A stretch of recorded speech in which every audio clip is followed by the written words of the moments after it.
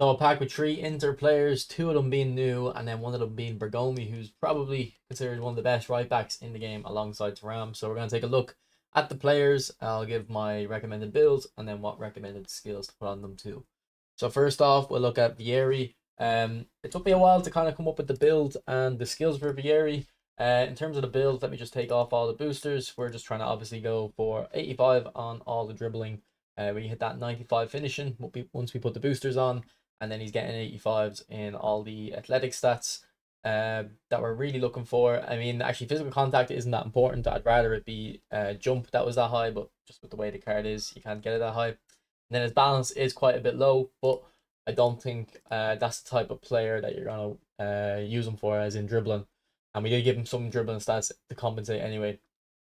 So yeah, the card actually doesn't look too bad for me if you're looking for a kind of striker purely for 1-2s, first time shots, just kind of a pure finisher. You got good curl as well, like so when he is gonna finish shot, like most of your shots will probably be first time shots with Vieri. High finishing, high kick compare, that'll work. But if you do need to curl it, he will be good for that too. But it was a skill that was kind of giving me more to think about. So I did come up with a few. First off, I'd go for Fighting Spirit, definitely. It's a bit surprising to see a top tier striker without Fighting Spirit, but it's probably because he has phenomenal finishing, so they had to kind of sacrifice one. So I'd definitely give him Fighting Spirit. Then I'd give him Cut Behind and Turn. I done the video with about how good Cut Behind and Turn is yesterday, and a player that would probably be kind of similar to Vieri is Suarez. Vieri will definitely be more physical, but Cut Behind and Turn is very good on Suarez, so I definitely recommend it on him. I'd also give him true passing just to help with his linking up with teammates, especially if you play a left wing and a right wing, to play those true. Then I'd give him double touch just to kind of help him when he's on his own and he needs to create space for a shot. I don't think double touch is going to be make or break for the card, and I don't think it's actually necessary for every single centre forward. Like I have Samuel Eto'o and I love him, and I don't have double touch on him, so it's not a necessity for me. But for most players, it is. Sorry, I'm getting a phone call. Sorry about that. So yeah, after double touch, I'd probably go for rising shot. Interestingly, he does have knuckle shot and dipping shot already. So if you put rising shot on, it means no matter what you do when you press a stunning shot, you're gonna get one of the stunning shot skills activated. And I do think rising shot is definitely the best one out of those. And he's got the stats for it. He's got the kick and power and the finishing. So rising shot would be good. After that, I mean, you've already got 5 skills there, but if you want to take one of them off, probably a super sub, just use them off the bench. Definitely a okay card. I don't think he's someone that I would be interested in at all. I think he's someone that you should only go for if you like Vieri in real life. If you don't know who he is, like I don't really know who Vieri is that much, I'd probably just give him a skip. I don't think it's pretty hard to see that. But after for these two cards, Zanetti and Bergomi, I think it might be a different story because these look pretty decent to me. So here's Zanetti's build. We haven't put the booster on yet, but he is a attacking wing back, so just keep that in mind.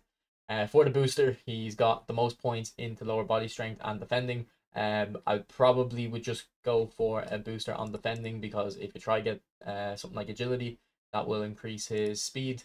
You can't take that point off.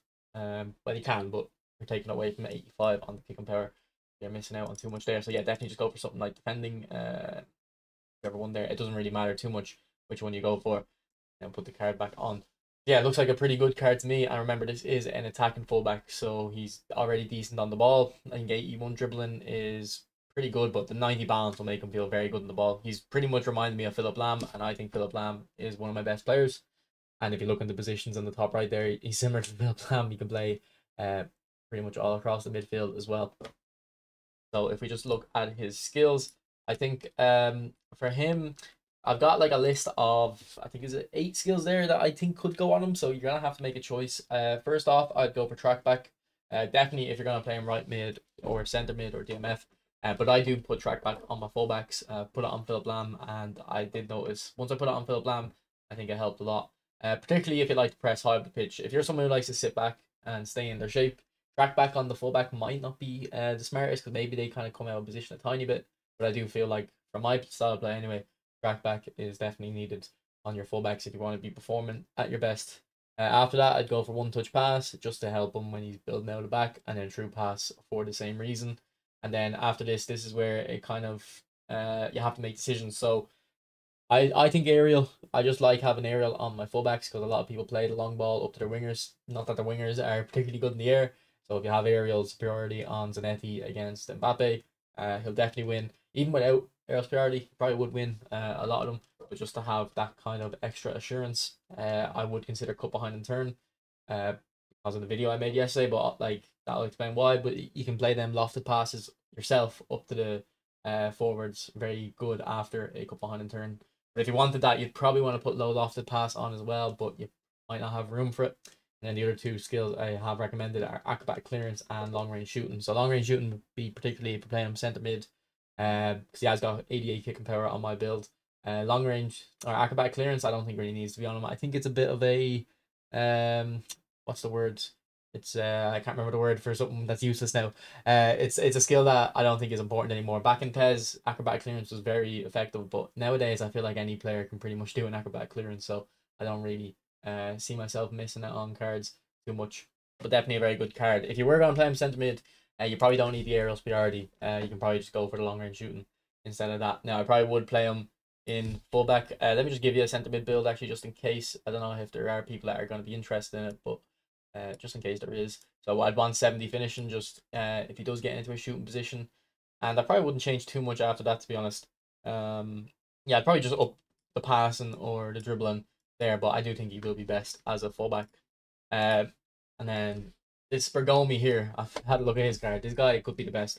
We're not compare him to Thuram, but if we just look at his build that I have for him, here it is. Let me just take the boosters off for a sec. You can see, like, even before you put boosters on, even before you put all the boosters on, he still looks pretty insane. But once you put them on, even better. And obviously, we're going to be comparing Bergomi to Thuram. I would assume this is what I kind of had before I looked into it. I would have assumed Bergomi would be a little bit better on the ball and Thuram would be better physically.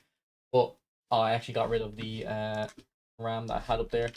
If you actually look at the jumping height, Thuram and Bergomi, it's actually a surprising result. Because on my Thuram that just came out, this is the one I have 91 jump. So you can see his jump height is 271. Whereas this Bergomi actually on this build I've created here has 273. So Bergomi's actually going to be better in the air. Now I know a lot of Thuram builds have more aerial because I've only put 4 points in. So obviously if you put something like this in, Thuram would be the winner again. But I don't think it's the most optimal build for that Thuram. So Bergomi is definitely looking very interesting to me. If we look at the dribbling stats, actually, Thuram has better dribbling stats as well here. I don't know if this is the build I recommended, but I know the jump is the same. But Bergomi does have a little bit better balance. And as someone who's played against Bergomi back in the day a lot and used them on a few people's accounts, this was always the right back I wanted. I remember he came out in a pack with, I think it was Alder, and it was an insane pack, and I didn't go for it at the time. It was one of the few packs that I would have said, looking back, maybe that would have been good to go for. So I do think yes, Bergomi will be a very good right back. If you missed out on Thuram, I think he will be very good. If you have Thuram, no need to get him. Although maybe you might be someone who wants to get Bergomi for right back and then put Thuram into centre back or the other way around. I wouldn't recommend that, but well, I mean, it's not that I don't recommend it. I just don't think it's the smartest use of your money. But I know a lot of you are very dumb with your money and you like to spend a lot on this game. So for the skills on Bergomi, I would go for true passing and track back, cut behind and turn, and low lofted pass. So those 4 I'm confident on. It was this 5th skill here that took me a while to kind of think about what to put on. Like I said, with Zanetti, cut behind and turn, low lofted pass, good combination. Play the diagonal ball up to the opposite winger. And then for the last skill, it's a toss-up between pinpoint crossing and weighted pass. Because as a fullback, you probably would think pinpoint crossing, but I don't really cross too much with my fullbacks or defensive fullbacks.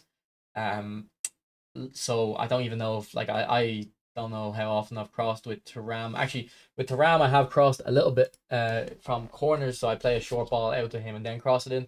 So if Bergomi ends up being the player that comes for that short corner, in that case, I would like pinpoint cross on him. So that probably would be the skill I would go for, but I don't even know if you can control who comes short on those corners, to be honest. But yeah, a pretty good pack. I would be mainly looking at the fullbacks though. If you don't have a sentimental attachment to Vieri, there's no need to even worry about him. For Zanetti and Bergomi though, Zanetti, if you missed out on Philip Lam fullback, I think he's a pretty good replacement, and then Bergomi's arguably going to be better than Thuram. Let me know your thoughts and if you are going to go for this pack.